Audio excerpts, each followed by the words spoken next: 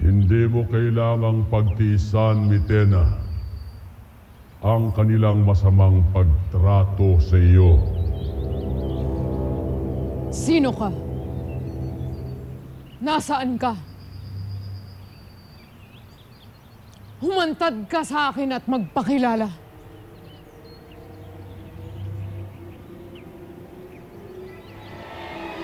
Arisana, Mitena. Ikinararangal kong makilala ka.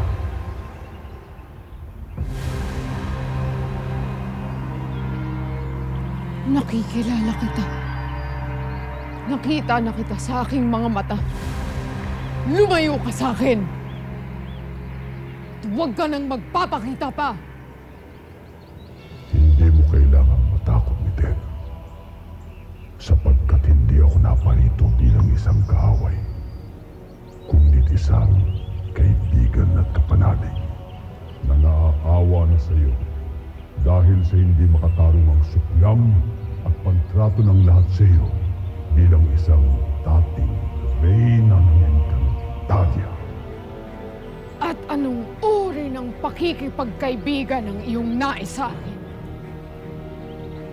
Isang pagkakaibigan at pagkakasunduan na ibalik sa iyo ang kapangyarihan at ang natatanging pagkilala bilang isang tunay na kera ng buong Encantadia. Tayong dalawa lamang, Mitena, ang muling nararapat na maghari dito sa lupeng ito. Tayong dalawa lamang ang karapat-dapat. Ipagkakalob ko sa iyo ang lahat ng inagaw at tinanggal sa iyo. Lalo pat higit na mas makapangyarihan sa mga sangre at kahit na sa kapatid mong Bathaluma ng aking Panginoon. Tayong dalawa, Mitena, ang kailangang magtungan upang magapi natin ang mga namumulong diwata upang muli tayong kilalanin bilang tanging hari at reyna ng buong Encantadia.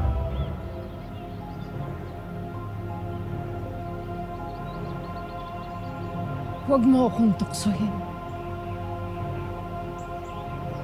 Umalis ka na.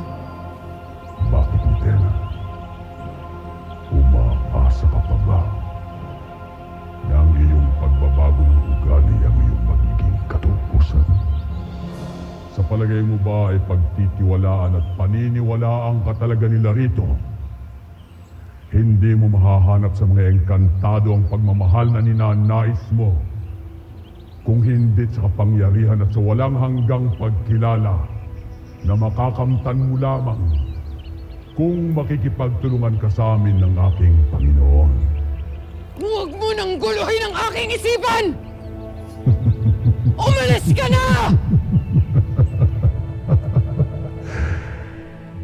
Bibigyan kita ng sapat na pagkakataon upang makapag-isip, Mitena.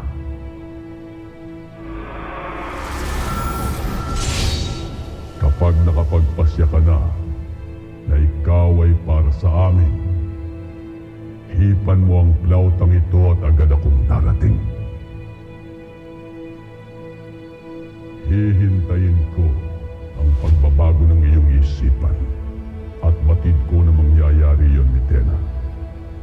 Sapagkat ako lamang at ang aking Panginoon ang makapagbibigay sa iyo ng pagkilala at tiwala na matagal nang inaasam.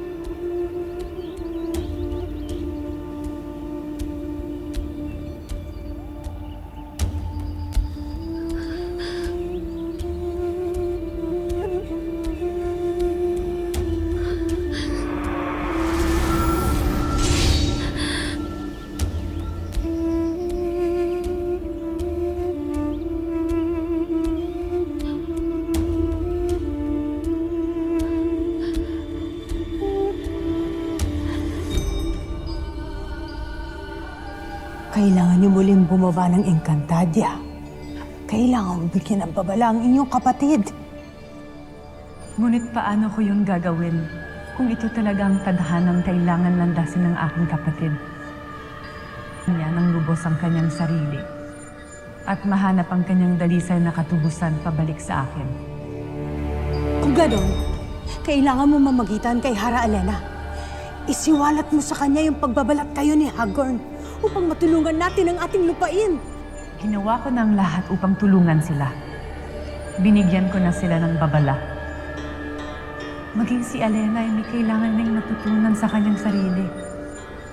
Ang tumayong mag-isa bilang tunay na hara.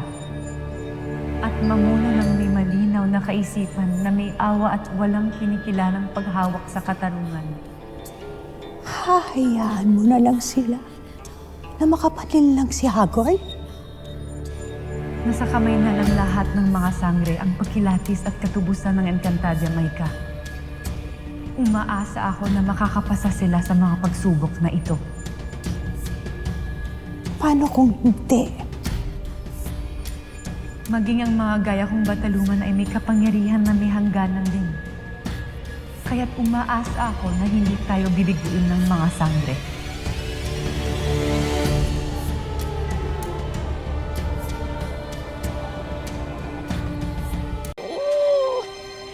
Hindi na iba sa'yo si Soldarius. Lumaki kayo ng sabay. Kilala niyong isa't isa. Tiwala ang buong konseho sa inyong pag-iisang dibdib. At mapapanumbalik natin ang tunay na kaayusan dito sa Sapiro.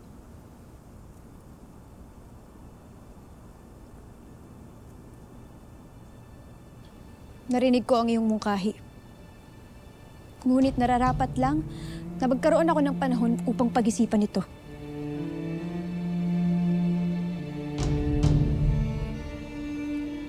Salamat sa iyong katapatan sa Sapiro.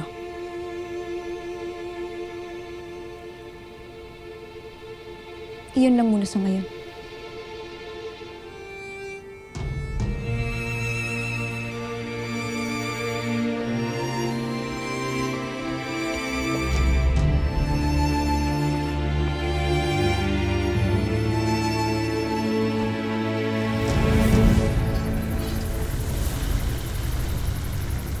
Hindi nila matultuhan ang kinaroroonan ng mga sangre. Nabigo ang aking mga alagad. Ngunit batid nila kung nasaan ang tahanan ng mga sangre. Hindi ba, Panginoon? Kaya paano hindi nila alam ngayon? Siguro ay ginamit nila ang kanilang kapangyarihan upang magbigay ng tagabulag sa kanilang kinaroroonan. Mautak ang mga alagad ni Cassiopeia at Emre. Ngunit paano natin maililigtas ang mortal? Paano natin babawiin si Kami mula sa kanila? Kailangan tumbasan ng kapangyarihan mo ang kanilang kakayahan. Panginoon,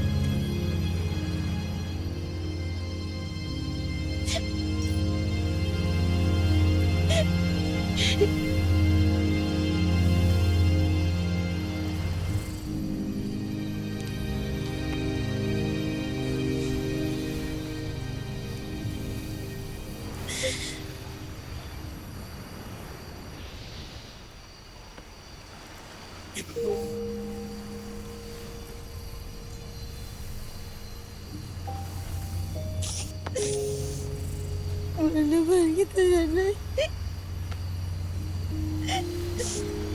Wala naman kita. Maraming salamat po.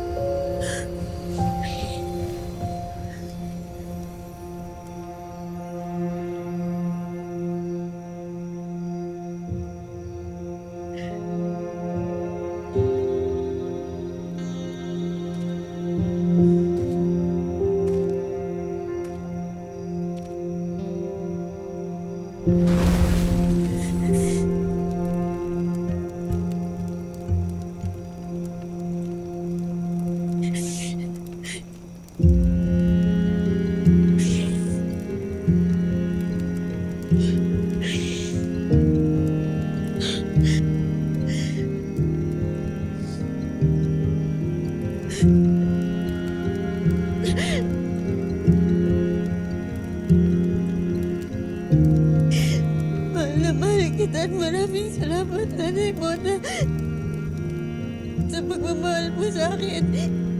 Magkasama na kayo ni Lolo.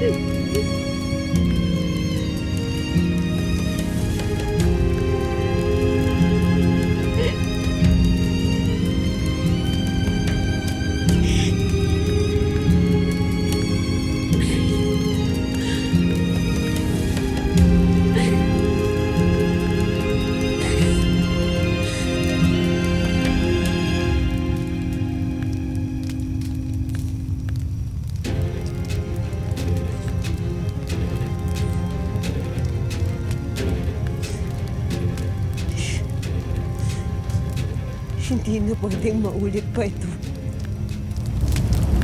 Hindi na pwedeng may buhay pa ang mawala. Tao man o engkantado. Kailangan nang tapusin ang kasamaan ni Gargad.